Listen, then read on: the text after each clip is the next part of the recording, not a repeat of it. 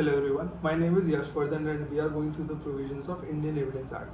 भारतीय साक्ष्य अधिनियम। अब इसकी इंट्रोडक्शन वीडियो में मैंने एक तो एक्ट का बैकग्राउंड बताया था, इसका एक ब्रीफ इंट्रोडक्शन दिया था and we talked about the types of evidences and types of witnesses. And अगर आपने अभी तक वो वीडियो नहीं देखी है तो आई वुड सजेस्ट कि आप लोग एक बार जाके वो देखें, क्योंकि एक तो वो हेल्प करेगी आपको आगे के कंसेप्ट से रिलेट करने में, और दूसरा it is highly beneficial for you when it comes to answer writing. अब वो भले कॉलेज का हो या किसी कॉम्पिटेटिव एग्जाम का हो, but it helps you out. Okay, अब इस वीडियो में we are going to discuss section 3 and section 4, because section 5 से ऑल टुगेदर एक दूसरा नया चैप्टर स्टार्ट हो रहा है। ओके, तो coming to section 3, interpretation clause. अब किसी भी एक्ट में इंटरप्रिटेशन क्लॉज सबसे ज़रूरी क्यों होता है? क्योंकि वो आपको हमेशा बताता है कि इस एक्ट में अगर कोई एक वर्ड दे रखा है तो उसको किस कंटेक्स्ट में यूज किया जाएगा। The first one is court, and court includes all जजेस and magistrates and any person who is legally authorised to take evidence except for arbitrators obviously, because as I told you in the first lecture कि this act only governs judicial proceedings. ये arbitrators पे ना applicable है, plus arbitrators are govern by the Indian arbitration act, तो उनका वैसे भी इससे कोई लेना देना नहीं है। ठीक है, second one is facts, and facts means and includes anything, state of things, relation of things and mental condition of which any person is conscious।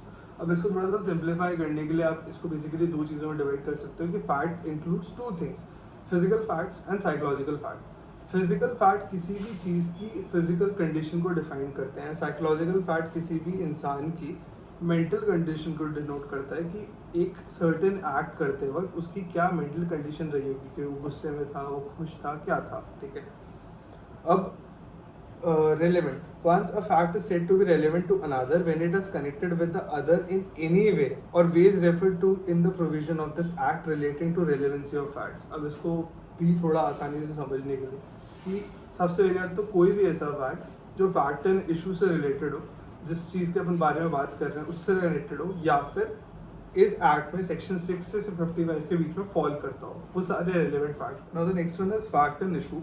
अब इस डेफिनेशन को ढंग से याद करना इसलिए ज़रूरी है क्योंकि ये हर जगह काम आती है, एंड दूसरा ये कि अपने आप में थोड़ी सी टेक्निकल डेफिनेशन है, but once you break it down ना तो यू विल रियलाइज कि जितना इसके वर्ड्स आपको कंफ्यूज करते हैं उतनी कंफ्यूजिंग है नहीं। ठीक है, तो पहले एक बार अपन बुक की लैंग्वेज देखेंगे।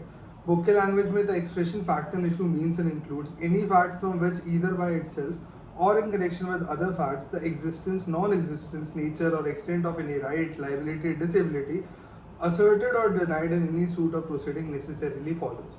अब ऑब्वियसली बात है कि ये पढ़ने के बाद किसी का भी एक बार वो सिर चकराएगा। ठीक है, पर अगर हम उसको ब्रेक डाउन करें, जो कि अपन अभी करने वाले हैं, तो बेसिकली फैक्ट, ठीक है, उसके बाद आपको उसको डिवाइड करना है 4 में। ठीक है, बीच में लिखना है इन विच, एग्जिस्टेंस, नॉन एग्जिस्टेंस, नेचर और एक्सटेंट। ठीक है, उसके बाद सेपरेट कॉलम में आपको लिखना है ऑफ एनी। ठीक है, नेक्स्ट कॉलम में आपको लिखना है राइट, लाइबिलिटी, डिसेबिलिटी, और लास्ट कॉलम में आपको लिखना है इज असर्टेड और denied in a suit.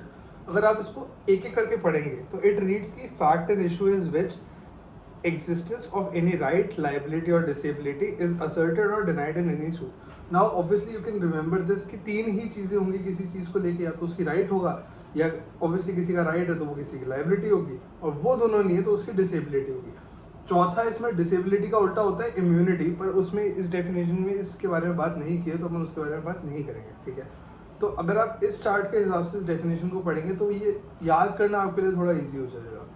Okay, so next one here is document, and एक बार हम इसकी बुक के लैंग्वेज देखेंगे which says that documents means any matter expressed or described upon any substance by means of letter, figure, marks or more than one of those intended to be used for the purpose of recording matter। ठीक है, अब अगर हम इसको break down करेंगे तो अपन को ये पता चलता है कि डॉक्यूमेंट बेसिकली क्या है, एक रिकॉर्डिंग मैटर है। ठीक है, उसको किस तरीके से रिकॉर्ड किया जाता है, या तो लेटर से, या फिगर्स से, या मार्क्स से, या इन तीनों के कॉम्बिनेशन से। ठीक है, एंड इट इज एक्सप्रेस्ड और डिस्क्राइब्ड अपॉन एनी सब्सटेंस। मतलब इवन जो पहले के टाइम पे जो लिथोग्राफी होती थी ना, जो पत्थरों पे लिखते थे, या इवन जो केव मैन थे जिन्होंने केव्स में पेंटिंग बनाई है, they are also considered as documents under this act. ठीक है, within the meaning of this act. ठीक है, अगला है एविडेंस, एंड एविडेंस की डेफिनेशन पढ़ के आप लोगों को पता चल जाएगा कि एविडेंस मेनली 2 कैटेगरीज में डिवाइडेड होता है, oral evidence and documentary evidence. ठीक है, अब ओरल एविडेंस की डेफिनेशन क्या कहती है कि all statements which the court permits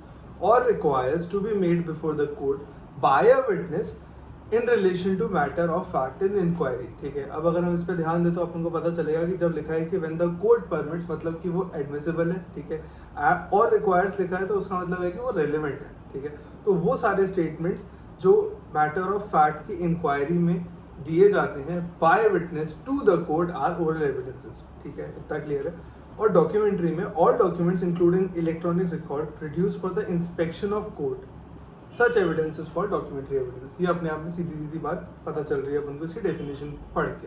अब इस सेक्शन में वो लास्ट 3 चीज़ें जिसकी हम बात करेंगे वो है प्रूव्ड, डिसप्रूव्ड और नॉट प्रूव्ड। ठीक है, अब प्रूव्ड की डेफिनेशन आपको मतलब ये है कि थोड़ा सा इसमें दिमाग लगाना पड़ेगा, बट इट्स लाइक अगर आपको एक बार ये चीज़ समझ में आ जाती है तो आप इसकी डेफिनेशन वर्ड टू वर्ड लिख सकते हैं। ठीक है, तो प्रूव्ड में कहता है कि a fact is said to be proved when after considering the matter before it the court, ठीक है, either believes it to exist or considers its existence so probable that a prudent man ought under the circumstances of a particular case to act upon the supposition that it exists।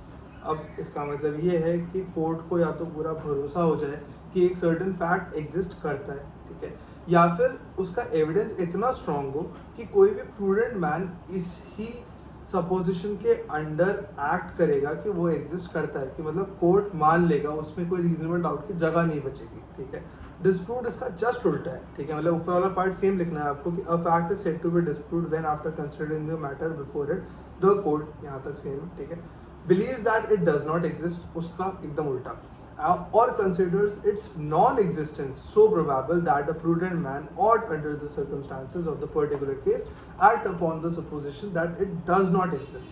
अब ये उसकी just opposite बात कहता है कि या तो court मान ले कि वो फैक्ट एग्जिस्ट ही नहीं करता, ठीक है, या फिर कोर्ट इस तरीके से इस चीज को देखे कि उनका कोई रीजनेबल डाउट रह जाए या कोई भी प्रूडेंट इंसान इसी सपोजिशन पे काम करेगा कि वो फैक्ट एग्जिस्ट नहीं करता। And the last one is not prove. अब ये नाम से आपको समझ में आ रहा है कि when a fact is neither proved nor disproved तो वो नॉट प्रूव्ड के अंदर फॉल करेगा।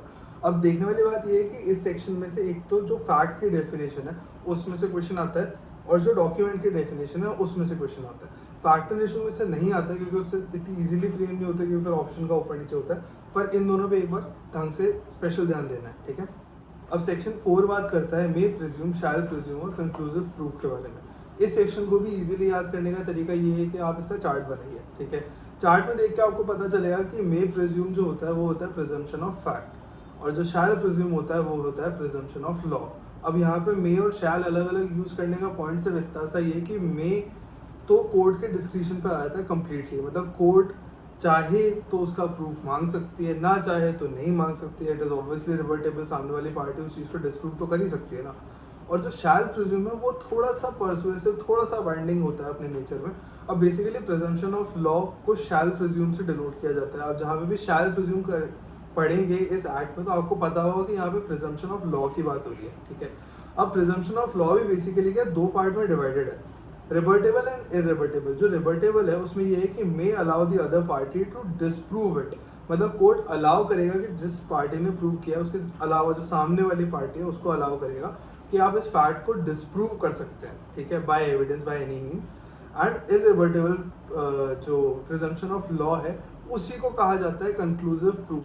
Now as the name suggest, conclusive proof अपने आप में एक कंप्लीट प्रूफ होता है। It's an irrebuttable presumption of law. ठीक है, for example section 82 of Indian penal code वो क्या कहता है कि डोली इनकैपेसिटी की बात करता है। आप लोगों ने पढ़ा होगा कि 7 साल से कम उम्र वाला कोई बच्चा अगर कोई क्राइम करता है तो उसको ऑफेंस नहीं माना जाएगा, उसको सजा नहीं दी जाएगी। ठीक है, वो अपने आप में एक कंक्लूसिव प्रूफ है, मतलब आप उसको रिवर्ट करने के लिए या फिर आप उसको डिसप्रूव करने के लिए कोई भी एविडेंस पेश नहीं कर सकते, वो एडमिसिबल नहीं होगा। ठीक है, तो with this we are done with our section 3 and 4।